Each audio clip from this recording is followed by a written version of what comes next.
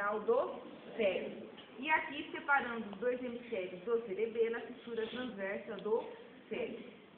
Além dessa fissura longitudinal, nós temos lateralmente, vamos ver aqui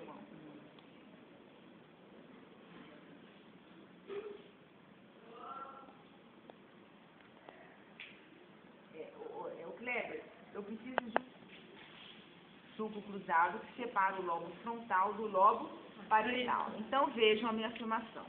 O sulco cruzado, localizado dorso medialmente a cada hemisfério cerebral, ele separa o lobo parietal do occipital. Por quê?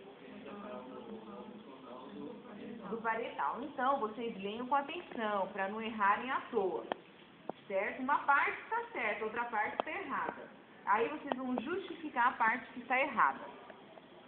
Ventralmente, nós temos estruturas relacionadas com o ginencéfalo, rostral, caudal. Então, aqui eu tenho bulbo olfatório, tracto olfatório comum, lobo piriforme. E aqui, lateralmente, o sulco rinal lateral. Agora, nós vamos fazer um corte longitudinal mediano para estudar a face medial do hemisfério cerebral. Então, vejam, aqui é rostral e aqui é caudal. Nós temos aqui o corpo caloso, que compreende o joelho, tronco e esternum. Ventralmente, nós teríamos uma parede bem fininha de tecido nervoso, que é o septo pelúcido, e este arco de tecido nervoso aqui é o fórnix. Este espaço no interior do hemisfério cerebral é o ventrículo lateral. Ventrículo lateral. Alguma dúvida? Não? Média. Artéria cerebral média. Tá? Fissura lateral do cérebro. Bom, aí o que é que acontece? Alguma dúvida em relação ao telencéfalo? Vamos para o cerebelo. O cerebelo, essa é a estrutura ímpar aqui, cuja região central é chamada de vermis. E lateralmente nós temos os dois hemisférios cerebelares. Cada estrutura dessa aqui, delimitada por um sulco, é chamado de folha do cerebelo. Então vamos no corte mediano do cerebelo. Como é que chama a substância cinzenta do cerebelo? Córtex cerebelar. E a substância branca? Corpo medular do cerebelo. No corte transversal do hemisfério cerebral, como é que chama a substância cinzenta? Córtex cerebral. E a substância branca? Centro medular do cérebro. Muito bem. Que estrutura é essa aqui? Corpo caloso. Muito bem. Muito bem. Vamos lá, então. Definam com uma palavra. Pensamento, raciocínio, lógica, memória, equilíbrio, muito bem, equilíbrio. Equilíbrio voluntário ou involuntário? Involuntário.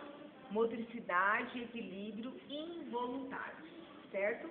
Bom, então vamos agora, módulos de substâncias cinzentas são os dois tálamos. Postralmente aos dois tálamos eu tenho os dois núcleos caudados. Separando o tálamo do núcleo caudado, sulco, tálamo, caudado. Caudalmente aos dois tálamos, eu tenho os dois folículos rostrais. Então, o que acontece? É um quebra-cabeça. Aqui eu tenho os dois núcleos caudados, e aqui, ó, eu tenho o hipocampo. Se eu retirar o hipocampo, aí eu vou visualizar o quê? Os dois tálamos. O hipocampo está por cima do tálamo, está dorsal ao tálamo, certo? A epitálamo, vamos lá. Mas antes de eu falar no epitálamo, vamos falar do terceiro ventrículo. Vejam, aqui é um corte mediano, onde vocês estão vendo a face medial do tálamo. Este espaço circundando o tálamo é o terceiro ventrículo. Então, agora vamos ver o trajeto do líquido céfalo-raquidiano. Ele é produzido no ventrículo lateral e chega ao terceiro ventrículo através de uma fenda. Qual é o nome dessa fenda? Forame interventricular. Portanto, Portanto, o forame interventricular comunica o ventrículo lateral com o terceiro ventrículo. Aí o líquido céfalo-raquidiano ganha esse canalzinho que é chamado de aqueduto cerebral, e aí chega nesse outro espaço que é chamado de quarto ventrículo. Muito bem. Qual é a estrutura que secreta o líquido céfalo-raquidiano? É tecido nervoso? Não. Plexo corióide, que é essa estrutura que eu estou tracionando aqui, corresponde a um tufo de capilares, vasos sanguíneos. Não é tecido nervoso. Aí, chegando aqui no quarto ventrículo, o líquido céfalo-raquidiano vai para onde? Para o espaço subaracnoide. Mas ele chega no espaço subaracnoide, tanto do encéfalo quanto da medula espinhal. E aí ele ganha a corrente circulatória através de qual estrutura? Os seios venosos da dura mater. Então, aqui nós estamos observando a dura mater encefálica. Os seios da dura mater são espaços aqui na própria dura mater que captam o líquido céfalo-raquidiano. Tudo bem até aí? Ótimo. Então, antes de eu falar em epitálamo, vamos fazer um pit stop aqui na dura mater. A dura mater é limite aqui, ó, a foice do cérebro, que fica localizada, ó, na fissura longitudinal do cérebro, e transversalmente nós temos o tentório do cerebelo, que está localizado na fissura transversa do cerebelo. Nós sabemos que aqui na parte interna da dura mater, colada à dura mater, tem o que? A aracnoide. Portanto, se eu introduzir o alfinete aqui, que espaço meníngeo existe? Subdural, que é entre a dura mater e a aracnoide. Tem líquido no espaço subdural? Tem. Tem um líquido para facilitar o quê? Facilitar o atrito. Facilitar o atrito. É o líquido céfalo-raquidiano? Não. Qual é a localização do líquido céfalo-raquidiano? No espaço subaracnoide. Mas então, qual é o espaço subaracnoide no céfalo? Deixa eu mostrar.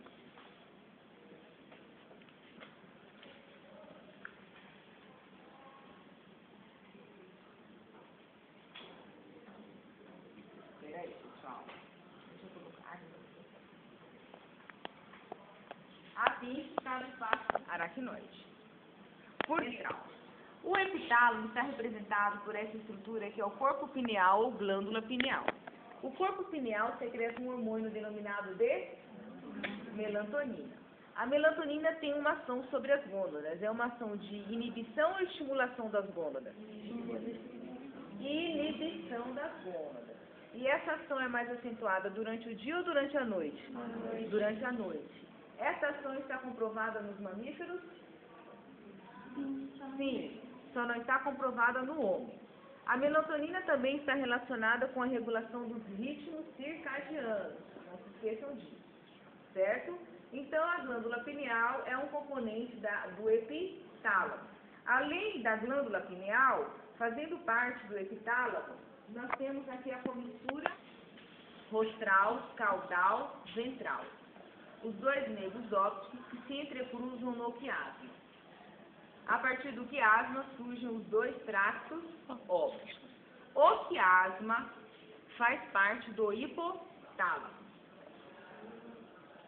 Além do quiasma, nós temos aqui essa bolinha que é o corpo mamilar.